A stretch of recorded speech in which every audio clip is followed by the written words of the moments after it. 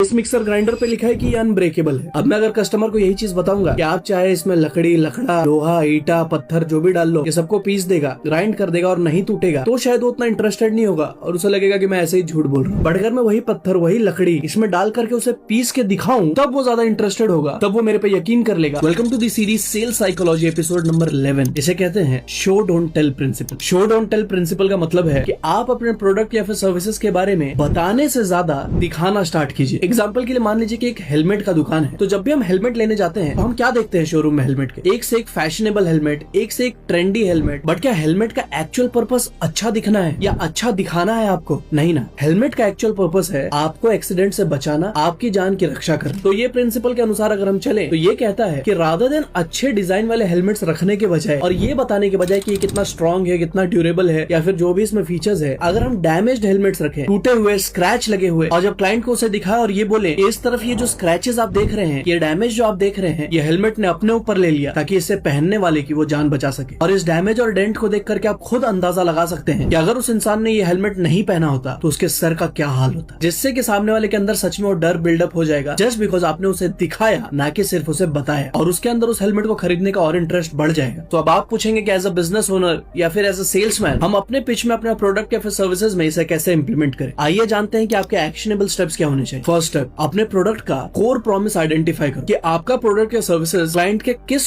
Core problems को solve करता है। क्या उसका टाइम बचा रहा है, पैसा बचा रहा है, या फिर जिस भी चीज में आपको लगता है कि आपका प्रोडक्ट सामने वाले का प्रॉब्लम सॉल्व कर रहा है, वो प्रॉब्लम को आइडेंटिफाई करो, ना कि सिर्फ अपने प्रोडक्ट को अच्छा दिखाने में लगो। Second, collect real proof. सिर्फ उसे बताने की जगह पे कितना स्ट्रॉन्ग है, कितना अच्छा है, आप अगर उसे वो दिखाने लग जाओ, जैसे मिक्सर ग्राइंडर का ही मैंने एग्जांपल लिया था, तो रादर देन सिर्फ उसे बताने की जगह पे कि अनब्रेकेबल है, इसमें आप ये सारी चीजें ग्राइंड कर सकते हो या पीस सकते हो, आप उसके सामने वो पत्थर या फिर लकड़ी डाल करके पीस के दिखाओ, और जितना भी आप ऐसा प्रूफ इकट्ठा कर सको आप वो कलेक्ट करो। Third, demonstrate it live. आप उसको लाइव अपने क्लाइंट और कस्टमर के सामने दिखाइए। जैसे कि मान लीजिए कि अगर आप एक आरओ या फिर वाटर प्यूरिफायर बेच रहे हैं, तो सिर्फ बताने के जगह पे कि ये आपका पानी कितना शुद्ध करेगा, आप एक जगह पे एक ग्लास में पीला पानी रख करके उसको उसमें डाल करके उसे क्लीन करके उसे फिल्टर करके दिखाइए, जिससे कि उसके अंदर वो विश्वास ज्यादा डेवलप हो सके। And the last and the major factor is now connect your product emotionally. कि अब आपका प्रोडक्ट सिर्फ अच्छा है इसलिए नहीं बेच रहे हैं, आप उसके जान की रक्षा करोगे। जैसे कि हेलमेट के केस में ही हेलमेट उसके जान की रक्षा करेगा, इसको इमोशनली कनेक्ट करवाइए, जो कि अब आपका प्रोडक्ट उसे कन्वे करेगा। ये सारे स्टेप्स फॉलो करने के बाद और वो आपसे, आपके ब्रांड से या फिर आपके प्रोडक्ट से इमोशनली कनेक्ट हो जाएगा, और फिर जाकर के वो आपका लॉन्ग टर्म क्लाइंट या कस्टमर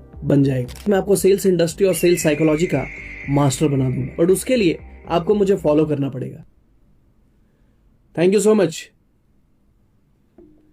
जय हिंद।